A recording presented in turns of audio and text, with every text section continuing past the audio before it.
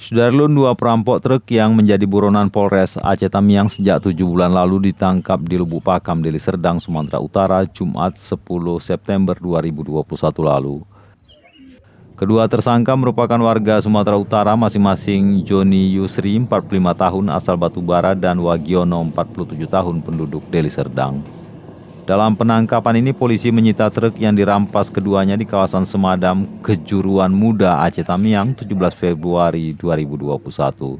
Truk ini ditemukan polisi di kawasan Sibolga, Sumatera Utara dalam kondisi sudah berubah bentuk dan menggunakan plat palsu.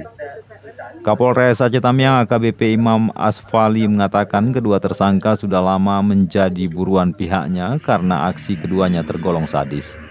Kawanan pelaku yang berjumlah 4 orang sempat menganiaya pengemudi truk Azhar, 41 tahun, warga Langsa, dan membuangnya di kawasan Opa, Aceh Tamiang. Kala itu korban dihadang oleh kawanan pelaku saat membawa material batu koral dari Pulau 3, Aceh Tamiang. Selanjutnya korban dianiaya dan diturunkan di tengah jalan dalam kondisi terluka dan tangan serta mulut diikat lakban. Pertama, barang bukti kita dapat mobilnya sudah kita dapatkan. Ada mobil yang digunakan untuk menghadang masih dalam pencarian untuk mobil, dan satu orang inisial UC ini masih dalam DPO kami.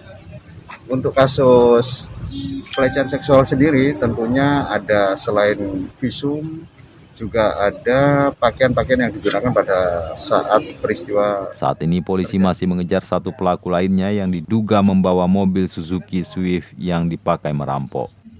Sementara satu pelaku lagi yang bertugas sebagai pemberi informasi, Indra Purnama, 42 tahun, warga Serwei, Aceh Tamiang, sudah divonis Hakim Kuala Simpang. Dari Kuala Simpang, Rahmat Wiguna, Serambion TV.